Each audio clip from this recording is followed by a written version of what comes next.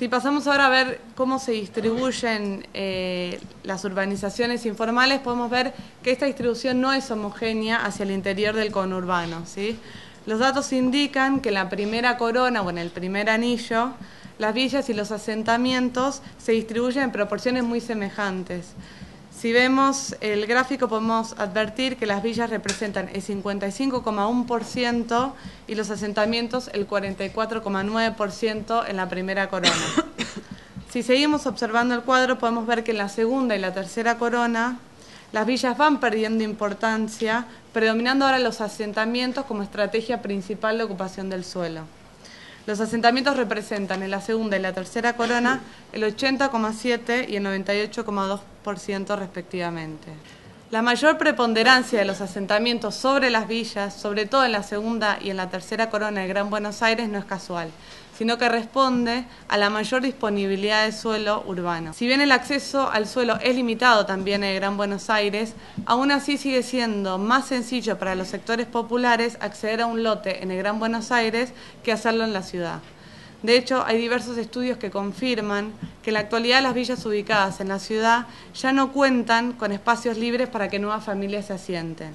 Si la forma tradicional que los sectores populares encontraban para vivir en la ciudad era sumarse en un terreno, en un espacio libre que quedaba dentro de la villa y construir, desde hace un par de décadas que esto ya no es posible por falta de espacio. Otro de los aspectos que nos propusimos registrar y reconstruir fue el proceso de conformación de villas y asentamientos a lo largo del tiempo. De esta forma evidenciamos que las villas y los asentamientos informales en el Gran Buenos Aires no constituyen un fenómeno nuevo, sino que por el contrario su persistencia a lo largo del tiempo los ha convertido en una parte importante del paisaje urbano. El origen de las villas y los asentamientos se remonta a la década del 30 y del 40, durante el periodo de desarrollo industrial, que atrajo una fuerte corriente migratoria del interior del país que llegaba a la ciudad buscando oportunidades de empleo en la incipiente industria nacional. Los nuevos migrantes, al mismo tiempo que se iban incorporando a los sectores asalariados, encontraban dificultades para acceder tanto al suelo como a la vivienda. De esta manera, junto con el proceso de intensa industrialización, empezaron a conformarse las primeras urbanizaciones informales, denominadas villas de emergencia.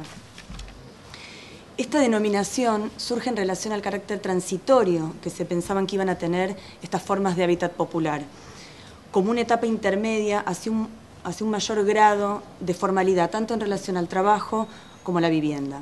Sin embargo, es en la década del 70 y del 80 donde puede observarse un crecimiento significativo de nuevos asentamientos en relación al periodo anterior. Esto se observa en el gráfico con un 16,7%. La conformación de nuevos asentamientos en este periodo se vincula al proceso de desindustrialización, a la inestabilidad de la economía, a la caída del ingreso per cápita y al consecuente incremento de la pobreza que comienza a desarrollarse en esos momentos. A ello se sumaron las políticas de erradicación de villas en el área de la capital federal y en 1977 el decreto de la ley 8.912 que puso fin a la política del loteo popular que durante muchos años les había facilitado a los sectores populares acceder tanto a un lote como a una vivienda. En el periodo que va de la década del 80 al 90 se observa un nuevo pico en el crecimiento de nuevas villas y asentamientos en un contexto de incipiente precarización del empleo y de procesos hiperinflacionarios. Esto se observa en el gráfico con un 18,3%.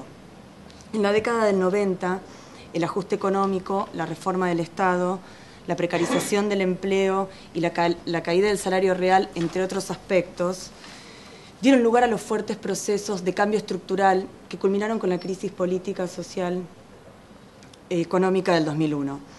Tras la crisis se registró un periodo de reactivación económica, sobre todo a partir del año 2004, que fue acompañada por la implementación de diversos programas para los sectores populares, diversos programas de vivienda, dirigidos hacia los sectores populares. Aún así, durante la década del 2001-2011, se evidencia un crecimiento significativo de nuevos asentamientos que se observa en el gráfico con un 16,7%. En este periodo 2001-2011, también hemos registrado que en el 55,6% de las villas y los asentamientos hubo un fuerte crecimiento en el número de las familias que residen en estos espacios. En este sentido, la persistencia de las villas y los asentamientos y su crecimiento a lo largo del tiempo, evidenciado en los datos recién presentados, dan cuenta del carácter estructural de este fenómeno, aún en contextos económicos favorables y pese a los esfuerzos de los distintos programas implementados. Otro de los aspectos que nos interesó relevar indica que en el 65,4% de las villas y los asentamientos se siguen construyendo en la actualidad nuevas viviendas. Esto evidencia que el proceso de densificación de las urbanizaciones informales sigue en curso.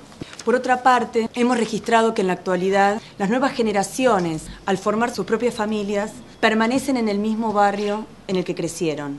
En la mayoría de los casos, al formar su propia familia, construyen una ampliación en la vivienda de sus familiares. En otros casos, los jóvenes construyen una nueva vivienda en el mismo terreno en el que vivían antes. O bien permanecen en la misma vivienda en la que vivían anteriormente sin realizar ningún tipo de refacción.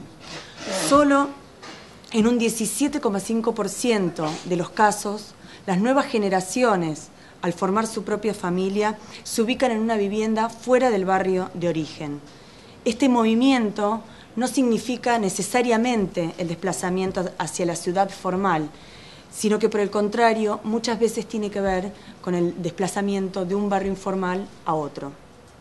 Es muy común también que las nuevas generaciones se asienten en nuevas tomas ubicadas en tierras vacantes cercanas a asentamientos ya consolidados. En general se trata de poblaciones muy jóvenes que buscan en estas nuevas ocupaciones del suelo una forma de establecer sus familias de forma independiente. Estos son los casos en los que hemos registrado que no hay nuevas generaciones dentro de las villas o los asentamientos. Bueno, en lo que refiere a la propiedad de los terrenos sobre los que se ubican las villas y los asentamientos, los datos indican que la mayor parte de las villas y los asentamientos se fueron conformando de manera espontánea a lo largo del tiempo. Es decir, las familias fueron llegando paulatinamente a la villa o al asentamiento.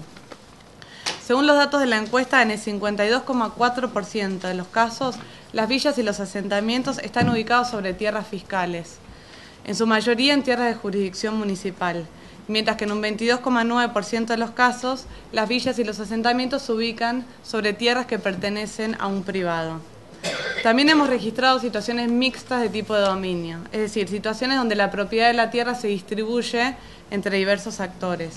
Los casos más comunes son donde la tierra pertenece tanto al Estado como a algunos de los residentes que habitan esa villa o el asentamiento. Esto se da en el 9,3% de los casos. Otro de los aspectos que hemos relevado son las distintas modalidades que asume la distribución de los terrenos al interior de las villas y los asentamientos. En este sentido, si como decíamos antes, las tierras donde se ubican los barrios son en su mayoría fiscales o privadas, aún así es importante mencionar que en muchas villas y asentamientos es habitual que las familias tengan que comprar el lote o vivienda que pretenden ocupar. Esto se da en el 72,6% de los casos. La modalidad más habitual consiste en que la persona que llega a la villa o al asentamiento alquile o compre ese lote o vivienda a la persona que ocupaba ese lote o vivienda previamente. Otra de las modalidades que registramos en torno a la venta informal de los terrenos es aquella en la que una persona o un grupo de personas que pueden o no residir dentro de la villa o el asentamiento tomen terrenos y, guiados por la lógica de la ganancia, los vendan en su propio beneficio. Estas prácticas se dan en el marco de un mercado inmobiliario informal. Para los sectores populares, la informalidad de la operación inmobiliaria y muchas veces la dudosa propiedad de quien vende representan una falta de seguridad jurídica que se traduce, la mayor parte de las veces, en la ausencia de títulos de propiedad sobre los bienes que ellos adquieren. De esta perspectiva, entonces, la informalidad urbana no constituye una transgresión, sino una forma de participación para quienes los canales tradicionales de acceso a la ciudad se encuentran obturados. En este punto es importante destacar que si bien las villas y los asentamientos se inician como una ocupación ilegal, no hay en ellos ningún cuestionamiento a la noción de propiedad privada. Lejos de ello, lo que los vecinos buscan es acceder al lote propio por verse excluidos de otros mecanismos de asignación. Es decir, la propiedad que no se consigue en el mercado por la vía del ahorro se busca en otros terrenos sociales. En lo que se refiere ahora a la composición migratoria, como puede verse a partir del primer gráfico, en el 68,1% de las villas y los asentamientos conviven distintos grupos migratorios provenientes del interior del país. En la mayor parte de los casos, los grupos de migrantes provienen de la región del noreste, principalmente de las provincias de Chaco, Corrientes y Misiones. Asimismo, hemos registrado un grupo importante de migrantes provenientes de la región del noroeste, principalmente de Santiago del Estero y Tucumán. Por otra parte, y si ahora observamos el gráfico que le sigue, hemos registrado que en el 82,8% de las villas y los asentamientos conviven grupos migratorios provenientes de países limítrofes, en particular grupos migrantes que provienen de Paraguay y Bolivia. En este aspecto nos parece importante señalar que los estudios de migración expresan que las corrientes migratorias se han mantenido constantes. Es decir, no se ha producido un aumento significativo de la migración de países limítrofes en los últimos años. Esto nos obliga entonces a ser cautos con la difusión de ciertos imaginarios que se han construido en torno a las corrientes migratorias en general y a la figura del inmigrante en particular. La provisión de servicios públicos domiciliarios y de infraestructura urbana debe ser comprendida dentro de la noción de derecho a la ciudad, entendiendo que todos los habitantes tienen el derecho a gozar y usufructuar de los bienes urbanos en un marco de equidad. En este sentido, no solo son relevantes aquellos aspectos relacionados a las características de las viviendas, sino también aquellos aspectos relacionados al hábitat. La vivienda no puede ser pensada sin el conjunto de servicios e infraestructura en la que está inscripta, ya que todos estos elementos y aspectos están implicados en la noción de hábitat. De esta forma, los sectores populares no solo no pueden acceder a una vivienda de calidad, sino que también sufren de un acceso limitado a los bienes y servicios que ofrece la ciudad. Esta situación se refleja, por ejemplo, en los servicios de saneamiento, donde los desagües pluviales y las redes cloacales juegan un papel privilegiado.